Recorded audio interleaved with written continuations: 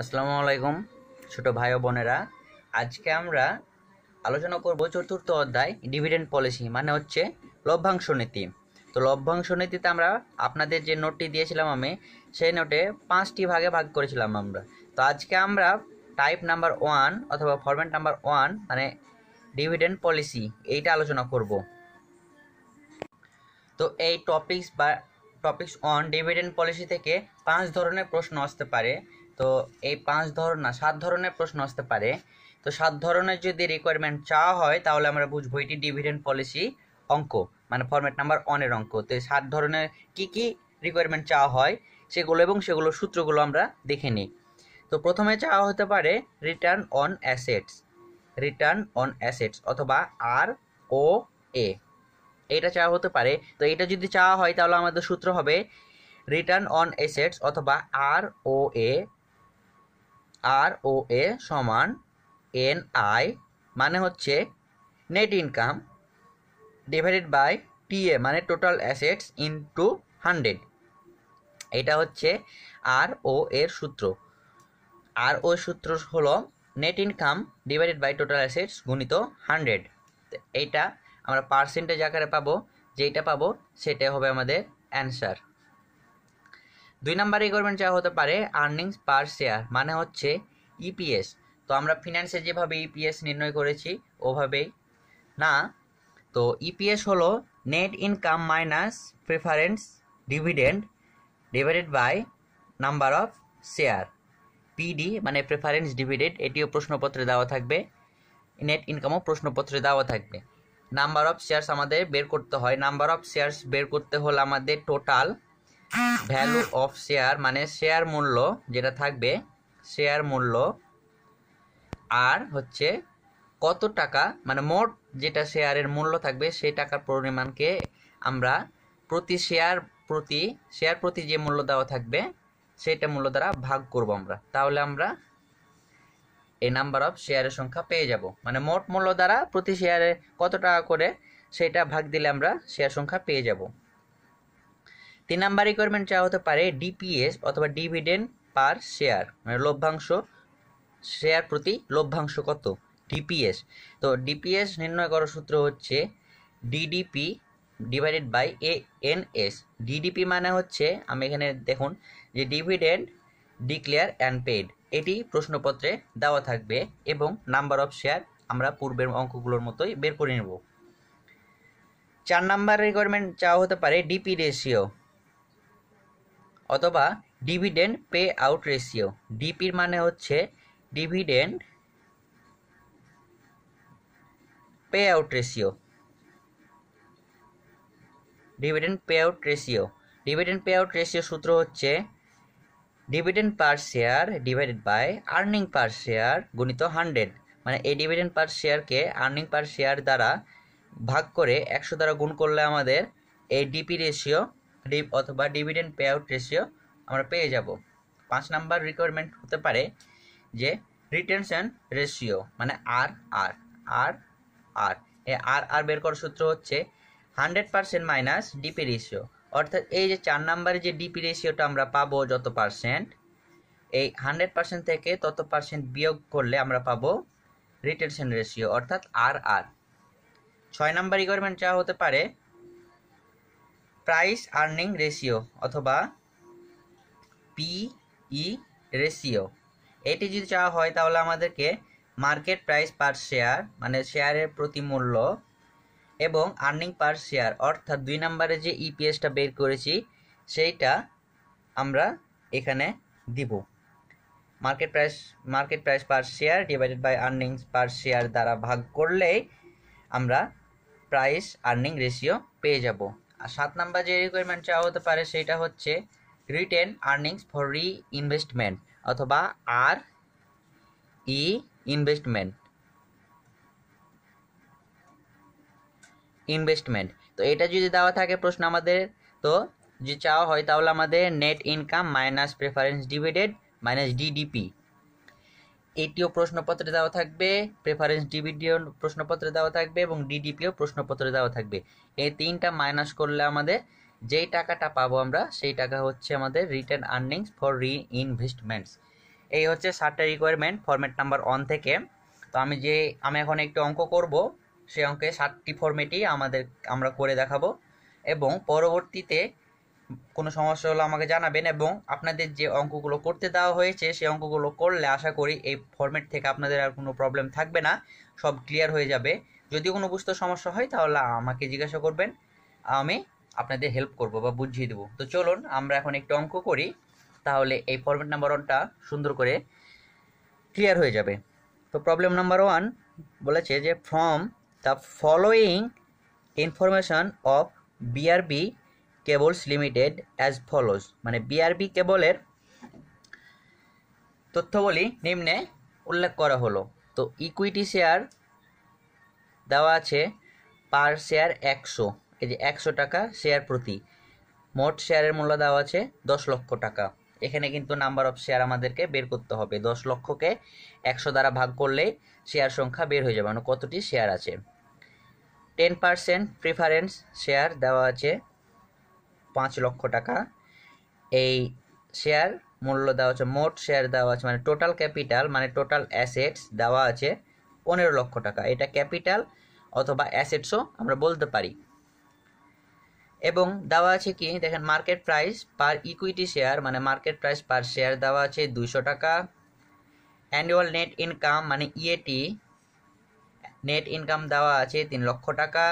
Preference dividend মানে PD দেওয়া আছে 50,000 টাকা। এবং ডিভিডেন্ড ডিক্লেয়ার অ্যান্ড পেড অর্থাৎ ডিডিপি দেওয়া আছে 1,50,000 টাকা। এবং প্রশ্নের রিকোয়ারমেন্ট চাওয়া হয়েছে 1 নম্বরে রিটার্ন অন অ্যাসেটস অর্থাৎ ROA, 2 নম্বরে চাওয়া হয়েছে আর্নিংস পার শেয়ার মানে ইপিএস, ডিভিডেন্ড পার শেয়ার মানে DPS, dividend pay out ratio মানে ডিপি, রিটেনশন রেশিও মানে RR, প্রাইস আর্নিং রেশিও মানে PE, এবং amount of written earnings for reinvestment. তো 7টা রিকোয়ারমেন্টের সূত্র আমরা পূর্বেই জানলাম, এখন একটু অঙ্কের মাধ্যমে 7টা সূত্র আমরা প্রয়োগ করব এবং অঙ্কটি সমাধান করব। তো আমরা সমাধান শুরু করি। প্রথমেই আমাদেরকে চাওয়া হয়েছিল কি রিটার্ন অন অ্যাসেটস মানে ROA। তো আমি এ নাম্বার দিয়েছি। তো আমরা লিখেছি উইনো, মানে আমরা জানি ROA সমান নেট ইনকাম মানে NI divided by total assets into 100। তো আমরা নেট ইনকাম কত পেয়েছি, নেট ইনকাম দেওয়া ছিল আমাদের 3 লাখ টাকা, মানে ইএটি যেটা দেওয়া ছিল, এই 3 লক্ষ টাকা নেট ইনকাম পেয়েছি। এবং টোটাল অ্যাসেটস বা টোটাল ক্যাপিটাল পেয়েছি আমরা 15 লক্ষ। তাই নেট ইনকাম থেকে 15 লক্ষ ভাগ গুণিত 100, তাহলে আমরা পাবো 20%। এটাই হচ্ছে অ্যান্সার। আর ROA সমান সবসময় পার্সেন্টেজ আকারে উত্তর হবে। 2 নম্বরে বলা হয়েছিল কি আমাদের আর্নিংস পার শেয়ার মানে ইপিএস। তো আমরা ইপিএস এর সূত্র জানি যে নেট ইনকাম মাইনাস পিডি মানে preference dividend divided by number of share. তো আমাদের নেট ইনকাম প্রশ্নপত্রে দেওয়া ছিল 3 লক্ষ টাকা, প্রেফারেন্স ডিভিডেন্ড দেওয়া ছিল 50,000 টাকা, এবং আমাদের নাম্বার অফ শেয়ার দেওয়া ছিল না প্রশ্নে। তো আমরা নাম্বার অফ শেয়ার বের করে নিয়েছি। এখানে লক্ষ্য করুন, নাম্বার অফ শেয়ার আমাদের শেয়ারের মূল্য ছিল মোট 10 লক্ষ টাকা এবং শেয়ার প্রতি মূল্য ছিল 100 টাকা। তাই 10 লক্ষকে 100 দ্বারা ভাগ করলে আমরা কতটি শেয়ার আছে সেটা আমরা পেয়ে গেলাম। তাহলে 10 লক্ষকে 100 দ্বারা ভাগ করলে আমাদের আসে 10,000। এই 10,000 শেয়ার আছে। তো আমরা শেয়ার সংখ্যা বসাই দিলাম 10,000, নাম্বার অফ এস পেলাম 10,000। তো 3 লক্ষ থেকে 50,000 বাদ দিলে থাকে আমাদের 2,50,000। 2,50,000কে 10,000 দিয়ে ভাগ করলে আসে 25 টাকা। এই 25 টাকা হচ্ছে আমাদের আর্নিং পার শেয়ার। 3 নাম্বার রিকোয়ারমেন্টে চাওয়া হয়েছে ডিভিডেন্ড পার শেয়ার অর্থাৎ ডিপিএস, লভ্যাংশ, শেয়ার প্রতি লভ্যাংশ কত। তো আমরা লিখেছি উইনো ডিপিএস মানে ডিভিডেন্ড পার শেয়ার সমান dividend DDP divided by NS, অর্থাৎ ডিডিপি মানে হচ্ছে ডিভিডেন্ড ডিক্লেয়ার অ্যান্ড পেইড এবং এনএস হচ্ছে নাম্বার অফ শেয়ার। তো আমাদের ডিডিপি অর্থাৎ ডিভিডেন্ড ডিক্লেয়ার অ্যান্ড পেইড প্রশ্নপত্রে দেওয়া ছিল আমাদের 1,50,000, 1,50,000 এবং নাম্বার অফ শেয়ার আমাদের পেয়েছি 10,000। এই 10,000, 1,50,000কে 10,000 দিয়ে ভাগ করলে আমাদের আসে 15 টাকা। এই লভ্যাংশ, শেয়ার প্রতি লভ্যাংশ হচ্ছে আমাদের 15 টাকা। এবং 4 নম্বরে বলেছে কি ডিভিডেন্ড পে আউট রেশিও অর্থাৎ ডিপি রেশিও। তো আমরা 4 নাম্বার রেখেছি ডিপি রেশিও অর্থাৎ ডিভিডেন্ড পে আউট রেশিও সমান dividend per share divided by earning per share into 100। অর্থাৎ ডিপিএস পেয়েছি আমরা 15 টাকা এবং ইপিএস পেয়েছি 25 টাকা গুণিত 100, যোগ বিয়োগ গুণ ভাগ করলে আসে 60%। এই 60% হচ্ছে আমাদের উত্তর। এবং 5 নম্বরে বলেছিল কি রিটেনশন রেশিও আর রিটেনশন রেশিও বের করার সূত্র আমরা জানি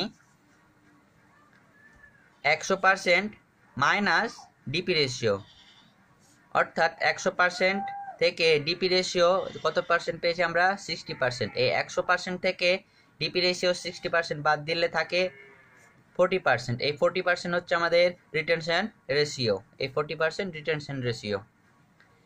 6 নম্বর রিকোয়ারমেন্ট চাওয়া হয়েছে প্রাইস আর্নিং রেশিও মানে পিই রেশিও। তো আমরা লিখেছি we know PE ratio equal market price per share dividend divided by earnings per share.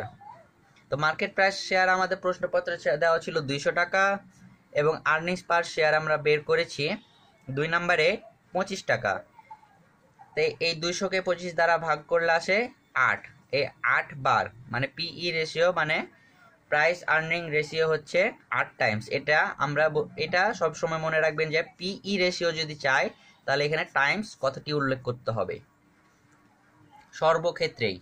এবং 7 নম্বরে বলেছিল amount of written earnings for reinvestment.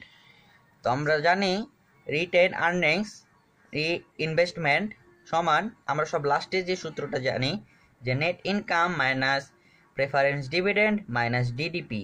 এই তিনটারই মান প্রশ্নপত্রে দেওয়া থাকে। প্রশ্নপত্রে নেট ইনকাম দেওয়া ছিল আমাদের 3 লক্ষ টাকা, প্রেফারেন্স ডিভিডেন্ড দেওয়া ছিল 50,000 এবং ডিডিপি অর্থাৎ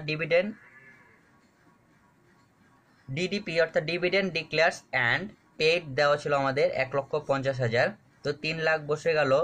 এখানে ভালো করে লক্ষ্য করুন এই -50,000 মাইনাস 1,50,000 এই দুইটা যোগ করলে হয় প্লাস মানে মাইনাস মাইনাসের প্লাস 2 লক্ষ।